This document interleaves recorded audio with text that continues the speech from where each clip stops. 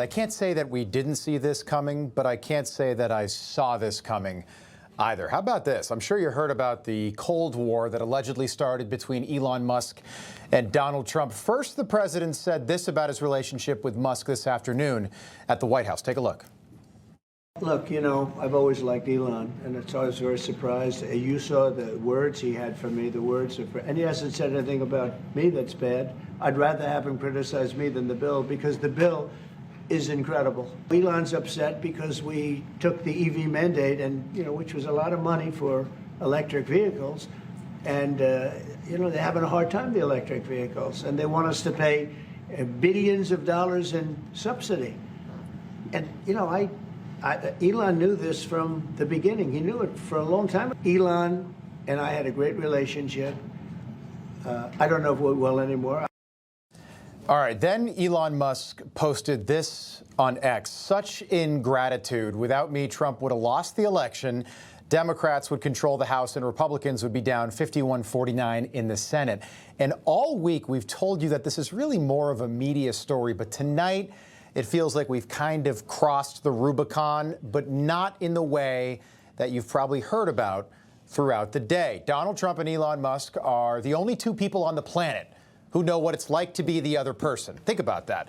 They both know what to say to the other, or to the other, or about the other, to maximize the reaction and the impact from the other. And that's what Elon Musk did today. That's what he's doing right now.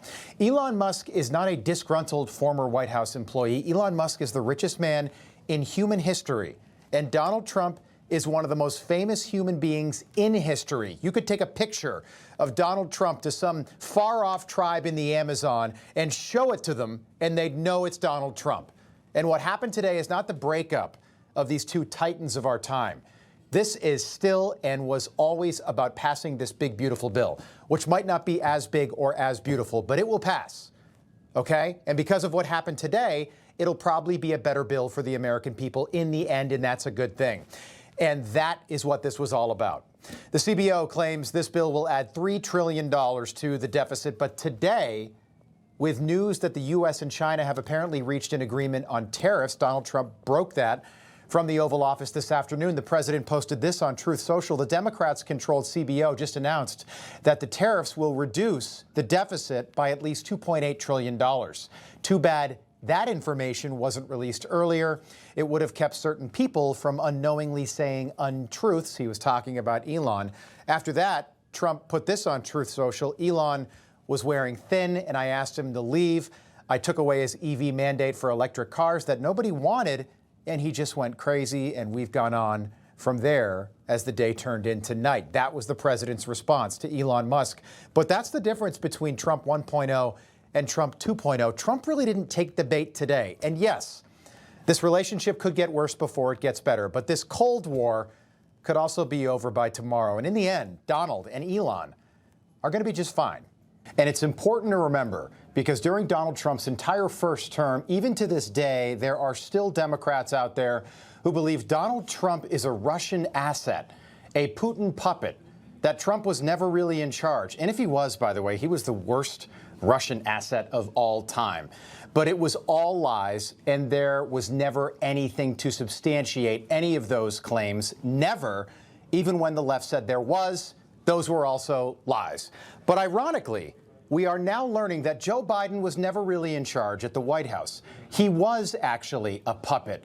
We suspected it all along, but now it's being confirmed by the same Democrats who for years told us there was nothing to see here. All right. God save the Queen, man. What a stupid son of a... Because of the actions we've taken, things have begun to change. End of quote. All right. The truth is, it was there all along. To anyone willing to notice, no one needed Jake Tapper to tell us what we could all see with our own eyes. But the walls are finally starting to close in on Joe, and maybe more importantly, the walls are finally closing in on Jill, the woman who insisted that everyone call her a doctor after she got an EED in education from the University of Delaware online in 2007. Do you think that Dr. Jill Biden should also have to come in and testify about what she did or didn't do? Well, I hate the concept of it. It's the wife of a man who was going through a lot of problems, and everybody that dealt with him understood that. And I guess it came out during the debate loud and clear. That was the biggest signal of all. They have to do what's right. And I think the auto pen is going to become one of the great scandals of all time, because you have somebody operating it or a number of people operating. Because I knew Joe Biden. Joe Biden wasn't in favor of opening up borders, letting 21 million people into this from prisons and mental institutions. People are talking about all of this, but nobody is talking about this. Joe Biden was never really in charge, meaning somebody else was. Turns out Joe Biden was, in fact, President Otto Pen, and Republicans in the House and Senate are finally starting to schedule interviews with key Biden staff members. The quote, the DOJ pardon attorney told staffers that he had been directed to investigate clemency and pardons granted to his family members and death row inmates. The investigation will focus on whether Biden was competent and whether others were taking advantage of him through use of the Otto pen. But we already know who was really running the show. It was Jill Biden all along. But for whatever reason, because she was First Lady, because she is a woman, no one has really called this out. No one's been willing to call out Jill Biden. I don't know why. We don't understand it. What seems so obvious, Jill Biden was in charge for the entirety of the Biden presidency. She pushed her sick, impaired, cognitively impaired husband toward the White House in 2020, completely fall apart or say something even more ridiculous. Jill was always right there, but not in a loving, comforting way. No, it was always in a pushy, power-hungry way. Put another way, it was elder abuse. Instead of pushing her husband toward someplace like Shady Acres Retirement Center, for example, Jill Biden was running cabinet meetings. So I'd like to turn it over to Jill and for any comments she has. And it's all yours, kid. Thank you. You know, sometimes the White House surprises you. When Joe became president, It's all yours, kid. Probably the most honest statement of the Biden presidency spoken by Joe Biden. If you look closely right here, and this didn't get the attention it probably should have, who do you see at the head of the table? And who are the cabinet secretaries and officials looking to for guidance? It's not Joey, it's Jill, which might explain why Hunter never really liked Jill. Maybe she was always pushing her husband behind the scenes, even when he was well. Now, Joe always had a lot of ambition. He always wanted to be president, but he didn't run in 2016. According to the laptop that the media hid from the public in 2020, quote, Hunter Biden lashed out at First Lady Jill Biden in a 2018 text message to his romantic partner, which happened to be his late brother's widow, calling Jill a selfish, silly, entitled C-word. One text directly to Jill. This is Hunter to Jill Biden. You do know the drunkest teacher that wouldn't survive one class in an Ivy League graduate program. That's Hunter to Jill. What a loving family. What wonderful people. The Bidens. What a joke. Fast forward to June 2024, it's debate night.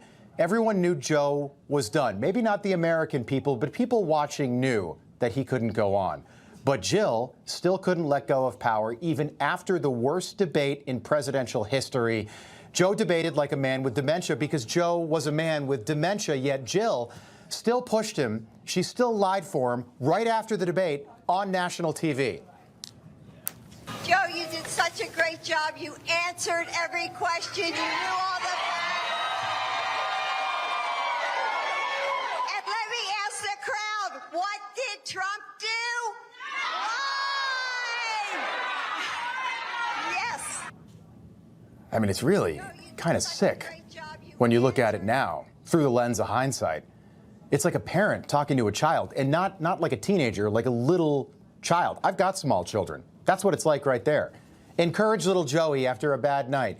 But eventually Jill was forced to let it go because everyone finally decided to see what had been so obvious for so long. Jill was in on it more than anyone else, because without Jill, none of this could ever happen. A little bit of common sense can see this was a clear cover-up, and Jill Biden was certainly complicit in that cover-up. There's documentation, video evidence of her clearly shielding her husband away from the cameras. They were just on The View last week. She was saying everything is fine. She's still lying to the American people. She still thinks the American public are so stupid that they're going to believe her lies. And frankly, it's insulting, and she needs to answer for it. And I don't think Republicans have done enough here. Republicans haven't gone far enough. Donald Trump's been president for more than 4 months. For some reason, Jill isn't on James Comer's list yet. No one has asked Jill to testify, but they need to. And we won't stop asking that question. Why not? Every time James Comer comes on this program, we are going to ask him why Jill Biden has not been subpoenaed. Jill is the key to unlocking this whole thing. Do you remember this? Do you think Jill is holding Joe Biden's hand here on the stairs out of love and companionship? No. It's out of fear, very literally, that Joe might fall down backwards or forwards, up the stairs or down, and ruin her evil plan. That right there is very literally Jill Biden holding on to power as hard as she can. And she hasn't stopped covering for her husband, even when Joe gets confused today. Since you left office, there have been a number of books that have come out, deeply sourced from Democratic sources, that claim in your final year there was a dramatic decline in your cognitive abilities. There's nothing to sustain that, number one. Number two, you know, think of what we were left with. We were left with a circumstance where we had an insurrection, and so we went to work, and we got it done. And, you know, one of the things that well, and Alyssa, you know, one of the things I think is that the people who wrote those books were not in the White House with us.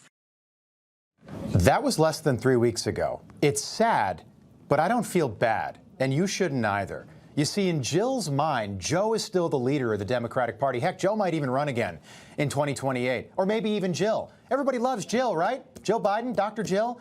If you think we're kidding, we're not. And Democrats would rather elect a puppet that can be controlled and give the illusion that we actually live in a democracy, but that was all a lie, too. It was always about beating Donald Trump, even if it meant electing a guy in a coma. I think it's quite possible that he was just checked out to a degree that I did not suspect at the time. But to close the loop on this whole scandal, even that is preferable to me and to, I think, many Democrats than having someone who we consider to be genuinely evil, genuinely 100% purposed to serving himself in the office of the presidency. I would rather have a president in a coma where the duties of the presidency are executed by a committee of just normal people. And that's exactly what we had. An unelected board running the country by Chief of Staff Ron Klain, Mike Donilon, Bruce Reed, Anthony Bernal, Hunter Biden, people you probably haven't heard of before now. And of course, most powerful of them all, the key to all of their sick, perverted plans, Dr. Jill Biden. Was First Lady Jill Biden speaking with my colleague Peter Alexander in a new interview. She gave Peter a tour of the People's House, which is a new White House interactive exhibit the First Lady helped spearhead alongside the White House Historical Association. In the interview, she also said that both she and her husband, President Joe Biden, are doing good since his historic decision to bow out of the race in July. Quote, "I'm totally at peace." The power, the influence, the pageantry, Jill Biden feasted on it all for a long, long time. The saddest part of this entire story might be if Jill Biden hadn't been stopped by Donald Trump, she'd still be there doing the exact same thing.